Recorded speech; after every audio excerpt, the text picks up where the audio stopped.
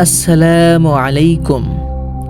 নির্জন রাত, সবাই যখন গভীর ঘুমে অচেতন, আপনি তখন এক বুক আশা আর ভরসা নিয়ে রবের দরবারে নিতান্তই ভিক্ষুকের মতো অশ্রুসিক্ত নয়নে দাঁড়িয়ে আছেন।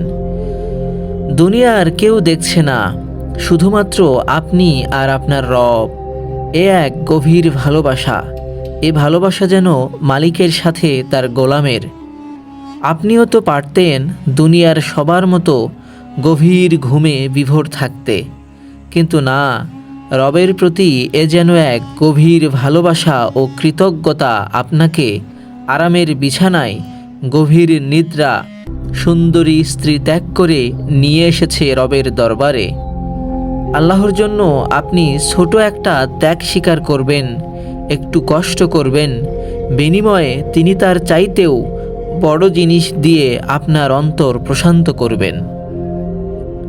আপনি যখন সিজদায় পড়ে আপনার রবকে কেঁদে কেঁদে বলছেন আপনার ব্যথাযুক্ত হৃদয়ের কথাগুলো, তখন আপনার মনে হলো আপনার রব আপনাকে বলছে, হে আমার বান্দা, আমি জানি কেন তোমার অন্তর এত বিক্ষিপ্ত, আমি জানি কিসের জন্য তোমার এত হাহাকার। দুঃখ পেও না, আমি তোমার সাথেই আছি। আমি তখনও তোমার সাথে ছিলাম যখন এই দুনিয়াতে তোমার কোনো অস্তিত্বই ছিল না। আমি তখনও তোমার সাথে ছিলাম যখন তুমি মায়ের গর্ভে এক অচেনা পরিবেশে ছিলে। আমি তখনও তোমার সাথে ছিলাম যখন তুমি আমাকে চিনতে না। আমি এখনও তোমার সাথেই আছি। তুমি ধৈর্য আর সালাতের মাধ্যমে সাহায্য চেয়ে যাও। আমি তোমার পাশে আছি। এই দুনিয়াবাসী তোমার কিছুই করতে পারবে না। আমি জানি তারা যা বলে তা তোমাকে কষ্ট দেয়। আমি জানি তাদের আচরণ তোমার অন্তরকে ছিন্ন ভিন্ন করে দেয়। তুমি শুধু নীরবে সহ্য করে যাও। অচিরেই তুমি জানবে তুমি ভুল ছিলে না। হে আমার বান্দা, তুমি সব সময় আমাকে বলো, কেউ আমাকে বোঝে না, আপনি তো আমাকে বোঝেন। হ্যাঁ, আমি তোমাকে বুঝি। তোমার অন্তর সম্পর্কে আমি সম্পূর্ণ অবহিত। তুমি চিন্তা করো না। অচিরেই আমি তোমার প্রতি এমন অনুগ্রহ দান করব যে তোমার অন্তর প্রশান্ত হয়ে যাবে। তুমি না সব সময় আমাকে বলো, আল্লাহ পাক কারো সাধ্যের বাইরে তার বান্দাদের উপর কোনো বোঝা চাপিয়ে দেন না। ঠিকই বলো, তোমার রব তোমাকে এমন কোনো বোঝা দিবেন না যেটা সহ্য করার শক্তি তিনি তোমাকে দেননি।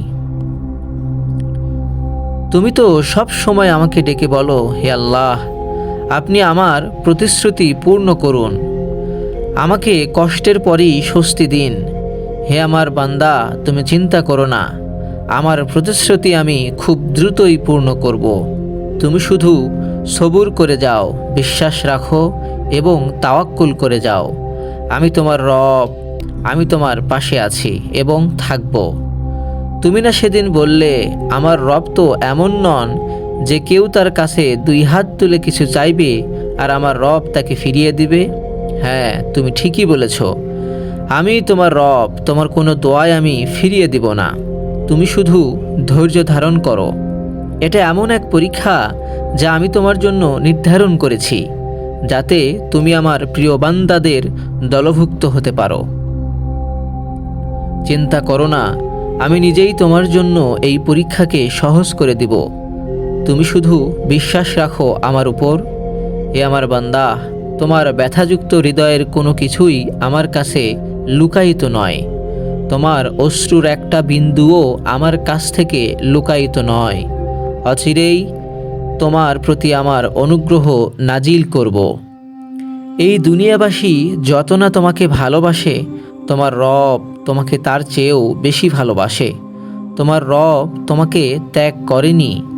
হে আমার বান্দা, আর মাত্র কিছুটা সময়, তারপরেই তো তুমি আমার কাছে ফিরে আসবে, আর সেদিন তোমার কোনোই আফসোসের কিছুই থাকবে না। প্রিয় মুসলিম ভাই ও বোনেরা, আল্লাহ সুবহানাহু ওয়া তাআলা তার বান্দাদের কথার জবাব এইভাবেই দিয়ে থাকেন। যে সকল মানুষেরা রাত্রের শেষ ভাগে উঠে মহান আল্লাহ সুবহানাহু ওয়া তাআলার দরবারে তার মনের আরজি সম্পর্কে জানান দেয়, মহান আল্লাহ সুবহানাহু ওয়া তাআলা ঠিক এভাবেই তার বান্দার কথার উত্তরগুলো দিয়ে থাকেন। আল্লাহ সুবহানাহু ওয়া তাআলা আমাদের সবাইকে রাত্রির শেষ ভাগে উঠে তাহাজ্জুদ নামাজ পড়ার তৌফিক দান করুন, আমিন।